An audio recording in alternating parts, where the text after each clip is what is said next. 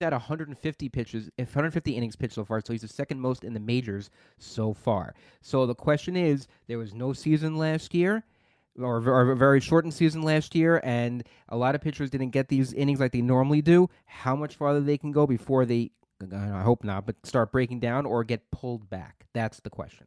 Yeah, the top pitchers are going to have pitched already 23, 24 starts, roughly that. But since you mentioned Chris Bassett, he's on your list of guys who might be limited or shut down. Can you explain that? Because I don't really see it. Chris Bassett usually goes 7 innings. He had a great 6 inning pitch today, 3 hits, no runs, 2 walks.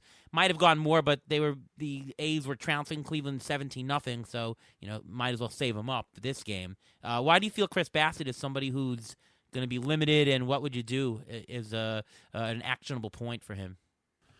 So I actually do not think he's going to be limited. So the kind of Oh, okay. the jump off for this article was I looked at every pitcher that was on pace given 10 or 11 more starts to exceed his previous innings total max by 20% or more. And this was before Bassett's last start, but he was with 10 more starts at his current pace and current average innings pitched per start. He was on pace to exceed his previous max by 29%, 30%. So that was kind of my jumping off point, just to see who coming, like Ruben mentioned, coming off this, there was a lot of talk about innings limit. Who could be limited after only 60 games last year, and so that was the impetus for it. But Bassett, I was worried about a lot of guys on this list, particularly younger guys. Bassett, I'm not worried about.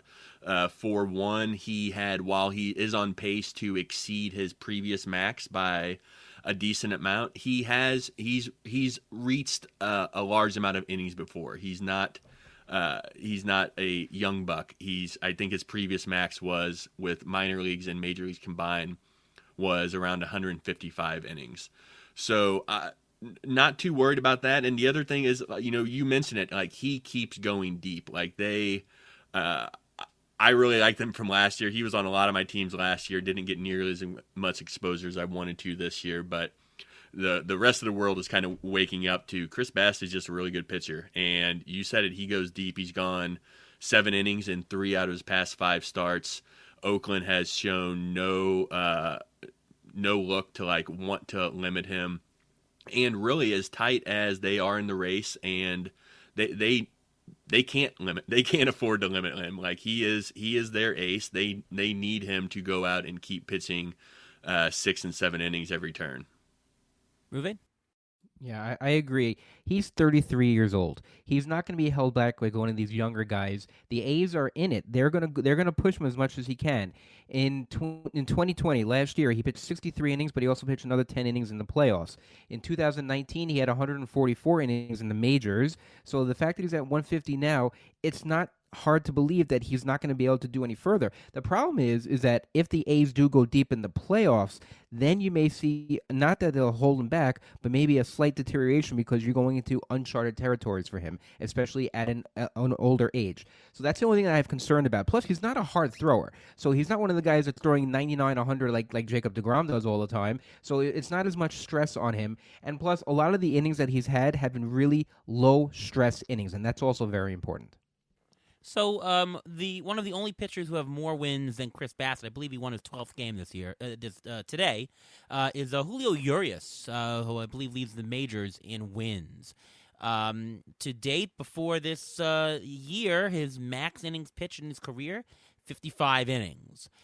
Urias, 4 out of his last 5 starts have been 5-inning pitched only. So I'm not sure what they're going to do with Urias, but it does look like they're not pitching him deep into games, maybe saving him for the playoffs. I'm not sure what they're going to do. What is your take on what the Dodgers doing with Julio Urias?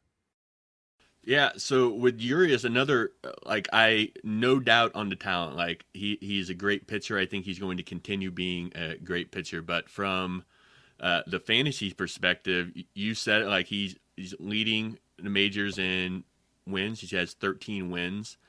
And looking at his total fantasy value, he gets a disproportionate amount of his value from wins first and foremost, and followed by strikeouts, and is not giving you a lot from ERA. He has a 3.41 ERA, very good, but in this year, like, that is not great, and not giving you a lot on WHIP either. So he is someone whose fantasy value will be really, that's why I was writing, more affected than others if he gets, whether it's getting starts skipped or whether he is just coming out earlier, or the Dodgers, once, presumably they have all these starters healthy, or if they start piggybacking him, or just, we're not going to limit him by skipping starts. We're going to limit him by letting him pitch 3 or 4 innings for a couple of turns.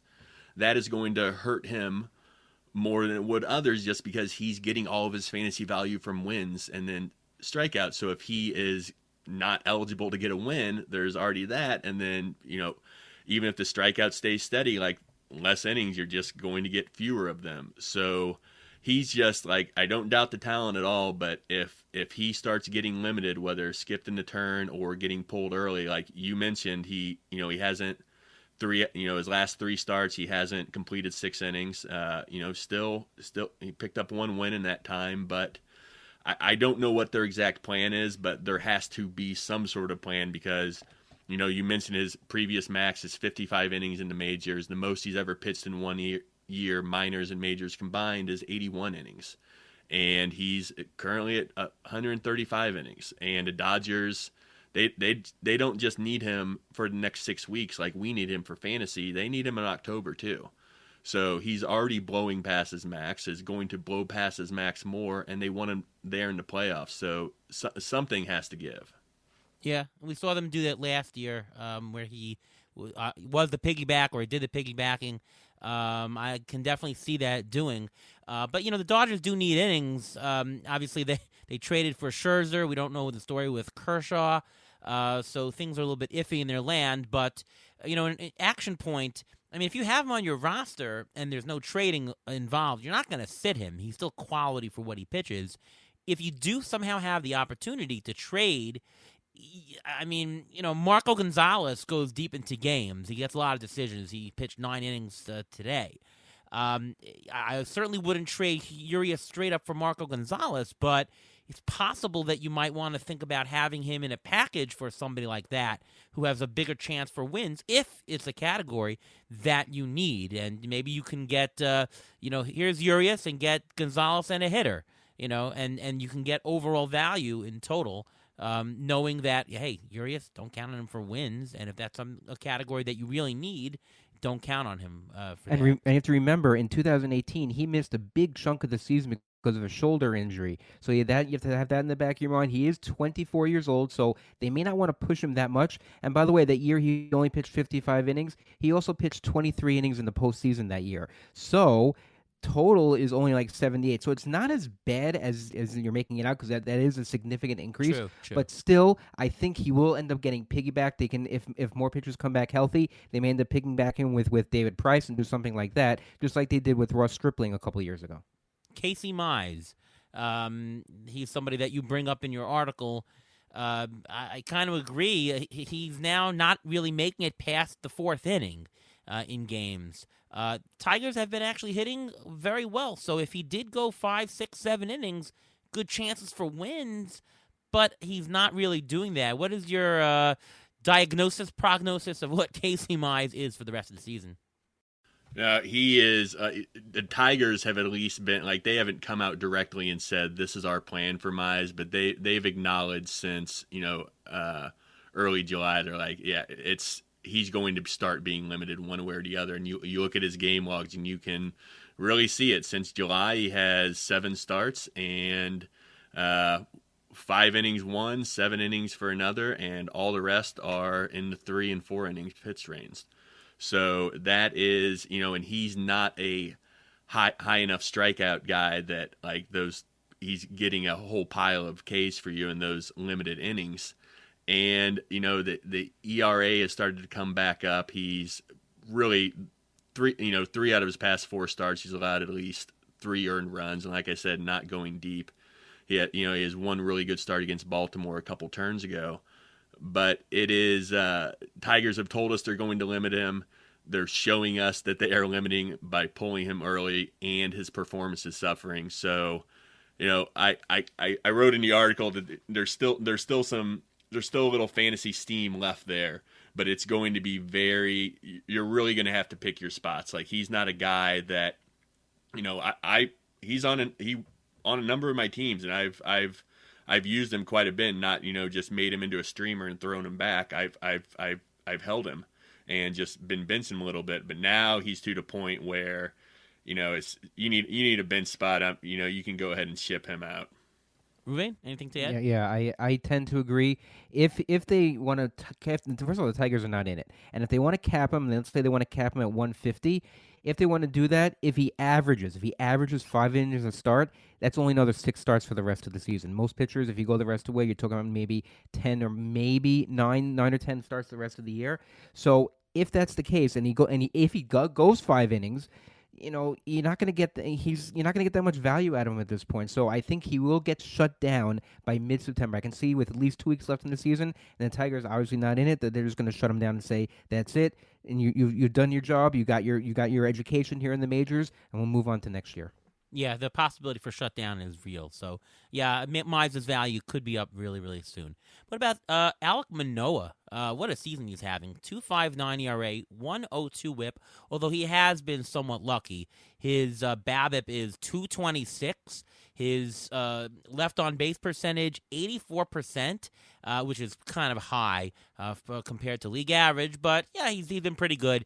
His xFIP is 3.86, which is very decent, but not as good as the 2.59 ERA that I reported earlier here. Manoah, though, in terms of being shut down, I don't think so. I think that the Blue Jays are in it. He has not pitched all that many innings. He has 59 major league innings this year and 18 minor league innings, so he's not completely overloaded. I think Manoah just stays the course with some regression.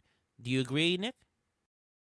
I do agree, with the exception of I don't think Toronto's going to fall out of things anytime soon, but if they were to, yes, I could see them pull the reins in a hurry. But right now, like I wrote in the article, it's real hard for even if you think you should shut him down, for them to actually do it, considering the excitement about the team, where the team is at in the standings. Like, that would just kind of be a stomach punch, I think. Like, yeah, we traded for Berrios, but now we're going to shut down our superstar rookie, who is just, like you said, he's gotten a little bit lucky, but man, he has been much better sooner than I thought he was going to be. So there could be some regression coming just on general performance, and maybe they skip him a turn here or there.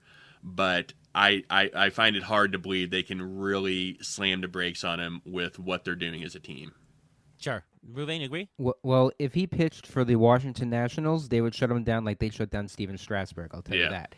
But he doesn't. He's pitching for a team that's trying to make the playoffs.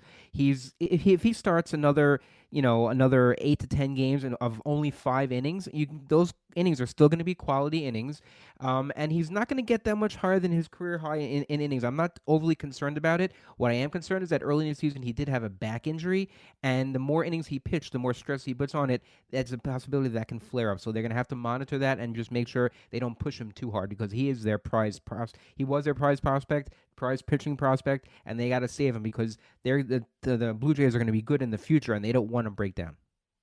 I mean, certainly, if they're still in the playoff hunt, they're not shutting him down. If they somehow get eliminated, possible that he'll miss a start or two. I mean, it's it'll be far along. They're not going to be eliminated that quickly. So we're talking like 1 or 2 starts at the most, I think.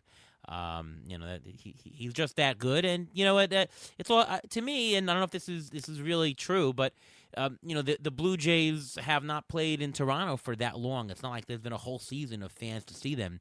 Maybe they say, listen, we want to have our fan base actually take a look at him pitch at home. So maybe that is another reason to keep him a little bit longer up in the majors without shutting him down. Let's take a look at one more guy.